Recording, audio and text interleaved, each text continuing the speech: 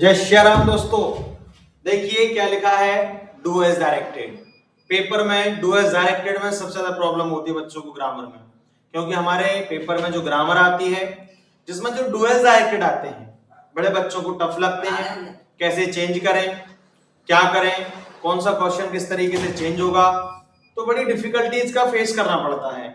मैं आपको आज इतना आसान तरीका बताने वाला हूं, वो भी लिमिटेड क्वेश्चंस। मैंने केवल 10 क्वेश्चन दिए हैं, जबकि पेपर में 7 आते हैं। मैंने सिर्फ 10 क्वेश्चन दिए हैं। आप इन 10 क्वेश्चन को अगर समझ गए ना, तो आपका कोई भी डू एज डायरेक्टेड का क्वेश्चन गलत नहीं होगा। बिना समय वेस्ट किए हुए दोस्तों हम देखते हैं, लेकिन एक शर्त है, चैनल को सब्सक्राइब कर लें, लाइक करें, शेयर करें। बोर्ड में जो बच्चे 10 फरवरी को एग्जाम देंगे इंग्लिश का, उन तक ये क्वेश्चंस पहुंच जाएं। आइए दोस्तों कैसे हम करेंगे। सबसे पहला क्वेश्चन आपका जो पेपर में मिलेगा वो टेंस का मिलेगा। किसका मिलेगा? टेंस। यानी ये क्वेश्चन आपका टेंस का है और आपको याद रखना है, आपके पेपर में आपको टेंस से रिलेटेड एक क्वेश्चन अवश्य मिलेगा जिसमें नेगेटिव या इंटेरोगेटिव या टेंस को बदलने के लिए करना होगा। और टेंस की हेल्पिंग वर्ब जिसे याद होंगी वो स्टूडेंट कर लेगा। हेल्पिंग वर्ब याद करने के लिए टेंस की 5 मिनट की वीडियो है जो आप देख सकते हैं। देखिए दोस्तों क्या लिखा, सी डिड इट। अब डिड आपको याद होना चाहिए, पास्ट इंडेफिनिट है जिसका नेगेटिव डिड नॉट से ही बनता है। तो इसका आंसर आप सिंपल सा अपनी भाषा में बहुत आसान तरीके से क्या लिख सकते हो, सी। अब सबसे पहले इसका नेगेटिव बनना है तो आपको क्या लिखना है, सबसे पहले डिड नॉट। क्या लिखना है? Did not. अब भैया इस डिड को दोबारा डिड मत लिखना, इसको डू कर देना, क्योंकि दो बार डिड नहीं आता है। तो इस डिड का क्या हो जाएगा? डू, और यहाँ पे आ जाएगा आपका इट, और ये आपका हो जाएगा नेगेटिव। आपको इसका इंटेरोगेटिव दे सकते हैं या टेंस परिवर्तन दे सकते हैं। इसे पास्ट कंटीन्यूअस में बदलो। कंटीन्यूअस में क्या हो जाता है? वॉज वर्ब, समझ रहे हो ना? तो हो जाएगा क्या? सी वॉज डूइंग इट। तो सिंपल सा तुम्हें याद रखना है हेल्पिंग वर्ब, टेंस का क्वेश्चन। चलिए दोस्तों क्वेश्चन नंबर 2 कर लेते हैं। जो क्वेश्चन नंबर 2 है वो हमारा पैसिव वॉइस का है।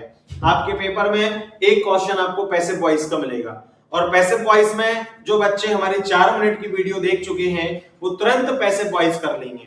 पैसिव वॉइस में बस टेंस पहचानना आना चाहिए और वो 4 रूल्स को फॉलो करना आना चाहिए। सबसे पहले सब्जेक्ट और ऑब्जेक्ट को ही बदलते हैं। दे की जगह सबसे पहले आने वाला कौन है बेटा? यू। आईएनजी लगा है, मैंने आईएनजी का पैसिव वॉइस किससे सिखाया? बीइंग। तो आप क्या लिखेंगे? यू आर और बीइंग। इसमें टेंस भी नहीं बदलना आपको। और कॉल की थर्ड फॉर्म क्या होती है मेरे दोस्तों? कॉल्ड। इसके बाद आप क्या लगाएंगे? बाय, और दे का ऑब्जेक्ट हो जाता है आपका देन। और बड़ा आसान तरीके से आप इसे पैसिव वॉइस में चेंज कर लेंगे। देखिए एक बार और समझो, यू आ गया, यू के साथ आर आया, टेंस इसलिए नहीं बदला क्योंकि आईएनजी है तो बीइंग आ गया। कॉल की थर्ड फॉर्म पैसिव वॉइस में कॉल्ड होगी, इसके बाद बाय लगाएंगे और दे का ऑब्जेक्ट क्या हो जाएगा? देन। मेरे दोस्तों बहुत आसान है, एक पैसिव का क्वेश्चन मिलेगा, ध्यान रखना। क्वेश्चन नंबर 3 जो कि मोस्ट इंपोर्टेंट है, रिलेटिव क्लॉज। यानी कि रिलेटिव क्लॉज का एक क्वेश्चन आपको अवश्य मिलेगा। इसे कैसे आप चेंज करेंगे? The boy is my brother, the boy is standing there. याद रखना, द बॉय द गर्ल व्यक्ति होगा, द बैग द वॉच वस्तु होगी, the place the state the city जगह होगी। जगह है तो बीच में वेयर लिखना है, वस्तु है तो बीच में विच या दैट लिखना है, और अगर कहीं व्यक्ति है तो यहाँ पे दूसरा सब्जेक्ट है उसकी जगह पे सिर्फ हु लिखना है। क्या लिखोगे? WHO, हु एक सब्जेक्ट की जगह आ जाता है और आपका सिंपल रिलेटिव क्लॉज बन जाता है। देखिए दोस्तों इसका आंसर कैसे करोगे? सबसे पहले आप लिखेंगे द बॉय, फिर क्या लिखोगे? Is my brother, the boy is my brother. अभी मैंने कुछ नहीं किया, ये देखो जो क्वेश्चन है वही यहाँ पे लिखा हुआ है। अब द बॉय जहां लिखा है ना, ये इसकी जगह हम क्या लिख देंगे? इसकी जगह पे लिख देंगे हु इज स्टैंडिंग देयर, और ये आपका रिलेटिव क्लॉज जो है बन जाता है।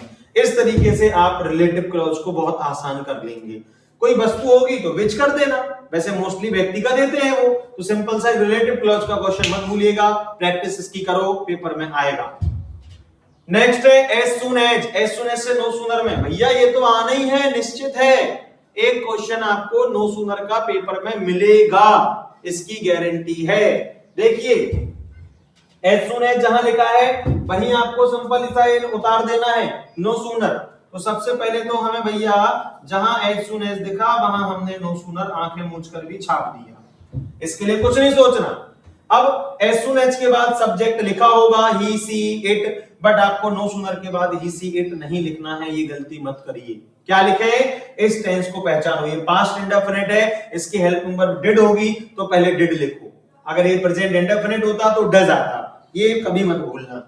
यहाँ पे क्या लिखोगे, डिड लिखोगे, डिड के बाद फिर सब्जेक्ट कौन है, ही लिखोगे, ठीक है। अब ये 100 का सी हो जाएगा डिड आने से, तो आप क्या लिखेंगे सी, फिर क्या लिखेंगे हिज फादर, फिर जहां कॉमा लगा है वहां पर आप देन लिखेंगे, और दूसरा वाला जो सेंटेंस है वो सेम रहेगा, ही रैन अवे, इसका कुछ भी परिवर्तन नहीं होता है, एकदम अपनी जगह पर रहेगा दूसरा। ये अच्छे से समझ लो, नो सूनर के बाद सब्जेक्ट नहीं लिखना, इस टेंस की हेल्पिंग वर्ब लिखनी है, इसे भूलना मत। नेक्स्ट क्वेश्चन नंबर 5 होने वाला है, जिसमें आपको बोला जाएगा भैया कि जहां पे क्या लिखा है सो दैट लिखा है उस जगह पर टू टू करिए, या टू टू की जगह सो दैट। बहुत आसान है, पेपर में मिलेगा, इसे पढ़ के जाना, इसके क्वेश्चन प्रैक्टिस करके जाना। देखिए ये भी बहुत सरल होता है, कुछ मत करना, सी को सी लिखना और इज को इज लिखना। भैया जहां सो लिखा है वहीं पर पहला टू लिख दो, फिर ये वीक का वीक कर दीजिए आप, फिर क्या करना है आपको, यहाँ पे देखिए भैया ये दैट लिखा है, दैट की जगह दूसरा टू कर दो। अब क्या करें, अब ये करो कि दैट से लेकर के नॉट तक जो भी है इसे हटा दो, और जो बचा है वो लिख दो। क्या बचा, वॉक लिख दो। पेपर में सो दैट से टू टू या टू टू से सो दैट, माना कि ये आता इसमें करना होता तो क्या करते आप, सी एज टू की जगह सो करते, वीक करते, फिर आप टू की जगह दैट करते। अब दैट के बाद क्या लिखें, तो जो सब्जेक्ट होगा वो यहाँ पे आ जाएगा। अब इसके बाद नेगेटिव बनाना पड़ेगा, क्योंकि ये तो नेगेटिव होता है टू टू, तो आपको यहाँ पे कैन नॉट या कुड नॉट लिखना। कुड कब लिखते हैं, जब वॉज होता, एज की जगह वॉज होगा तो कुड नॉट, और कैन है तो इज है तो कैन नॉट, और उसके बाद वॉक। ये बहुत सरल है और एक आएगा, इसे अच्छे से करना। नेक्स्ट मेरे दोस्तों, इफ अनलेस वाला क्वेश्चन काफी दिन से आप पढ़ रहे हैं, 10th में भी आपने पढ़ा होगा। इफ एक नेगेटिव सेंस देता है, इफ के साथ not, sorry unless negative sense देता है, अनलेस के साथ नॉट नहीं आता है, इसकी जगह अगर इफ का प्रयोग करेंगे तो हमें नॉट का प्रयोग करना पड़ता है। दोस्तों इसकी 3 शर्त होती हैं, वो मैं बताता हूं। पहले देखो, जहां अनलेस है पहले क्या लिखो, इफ लिखो, यू लिखो। अब ये अनलेस से तो भैया क्या था, नेगेटिव था। यदि आप वर्क हार्ड नहीं करते हैं और इसमें नहीं के लिए नॉट लाना पड़ेगा। ये टेंस है प्रेजेंट इंडेफिनिट, इसका नेगेटिव होता है डू नॉट, डज नॉट, तो क्या होगा, इफ यू डू नॉट, तो क्या लिखोगे, work hard, if you do not work hard. और दोस्तों कॉमा के बाद बिल्कुल आपको कुछ नहीं बदलना, यू विल फेल, बिल्कुल सेम आपको दूसरा क्वेश्चन, दूसरा जो कॉमा के बाद वाला सेंटेंस है सेम टू सेम लिखना है। नेक्स्ट क्वेश्चन मेरे दोस्तों बहुत आसान है, इसे ध्यान से समझिएगा। एक either nor, either or, neither nor, not only but also, इनसे जोड़ने को आता है। भैया इतना सरल है, सिर्फ इस सेंटेंस में आपको अलग पहचानना क्या है। देखिए दोनों में सी कॉमन है, दोनों का एक सी लिख देंगे। दोनों में डिड नॉट है, डिड नॉट है। अच्छा नेइदर नॉर के साथ नेगेटिव आता ही नहीं है तो फिर नॉट हट जाएगा, बचा क्या, कॉल मी, या क्या बचा, इनवाइट मी। तो अलग क्या हो रहा है, कॉल इनवाइट। तो भैया जो अलग है वही नेइदर नॉर से जुड़ेगा। चलिएगा दोनों में सी है, सबसे पहले हमने एक सी लिखा, डिड नॉट को हमने हटा दिया, क्या है, कॉल। अब भैया कॉल से पहले क्या लेना, नेइदर, तो सी नेइदर, ठीक है। अब आपने भैया डिड नॉट को हटाया, डिड के जो सेकंड फॉर्म है वो कॉल में लगा देना, तो क्या लिखोगे इसे, कॉल्ड। ये भी याद रखना, अगर डज नॉट होता, डज नॉट हटा दे तो कॉल्स, डिड नॉट हटेगा तो कॉल्ड, ठीक है। फिर आप मी को, दोनों को मी है बाद में लिख देना, फिर लिखेंगे नॉर, इसका सी तो आगे आ गया, इसका डिड नॉट हटेगा तो इनवाइट का क्या हो जाएगा, इनवाइटेड, फिर मी लास्ट में लिख दो, ये आपका बन गया। अगर कहीं आपको आइदर और से जोड़ना होता तो सेम आप आइदर और लिख देते, आपको नॉट ओनली से जोड़ना होता तो नॉट ओनली लिख देते, बट ऑल्सो लिख देते, जो अलग है उसी से आप जोड़िए। चलो अब देखो, इफ की जगह क्या बोला गया, अनलेस लिखो। अरे भैया अनलेस के साथ नॉट नहीं आता, हमें अनलेस लिखना है तो नोट क्यों आ रहा है, हटा दो, आंसर है। देखो क्या लिखोगे, अनलेस सी अब डज नॉट हट जाएगा, ठीक है, लेकिन डज हटा रहे हैं तो एस कहां लगेगा, कम में, तो क्या हो जाएगा, कम्स, कॉमा लिखो, फिर क्या लिखोगे, आई विल पनिश हर। मेरे दोस्तों बहुत आसान होता है, इफ अनलेस को छोड़कर मत जाएं, नेइदर नॉर आइदर और नॉट ओनली बट ऑल्सो छोड़कर मत जाएं, नो सूनर देन, मैंने सारे क्वेश्चन समझाए हैं, आपको बहुत आसान लगेगा। 2 क्वेश्चन और हैं, मैंने बोला था सिर्फ 10 क्वेश्चन हैं। एक डिग्री मत भूलना, डिग्री का पेपर में एक क्वेश्चन आएगा, इसे देखिएगा। डिग्री को पहचानने का आसान तरीका होता है, जिसने मेरी क्लास ली है उसे पता होगा, इसमें देन आ रहा है, इसमें ईआर आ रहा है, ये डिग्री हमारी कंपैरेटिव है। सुपरलेटिव में क्या होता है भैया, देन नहीं आता, ईआर की जगह ईएसटी आ जाता है, तो सुपरलेटिव बन जाती है। और पॉजिटिव में ना देन आता है, ना ईआर आता है, ना मोर आता है, जो साधारण होती है, जो एज सो एज के बीच में आती है, उसे ही हम पॉजिटिव डिग्री कहते हैं। दोस्तों सबसे पहले इसमें हमें 2 शहर दिख रहे हैं, मुंबई और इंदौर।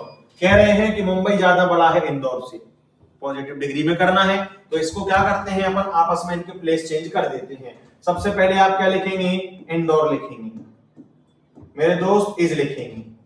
अब इसमें नोट नहीं है तो आप नोट लगाएंगे, इसलिए होता है ताकि सेंटेंस का मीनिंग ना बदले। मुंबई इज नॉट, अब पॉजिटिव में लाने के लिए हम सो एज या एज लगाते हैं, नेगेटिव है तो हम सो का यूज कर लेंगे।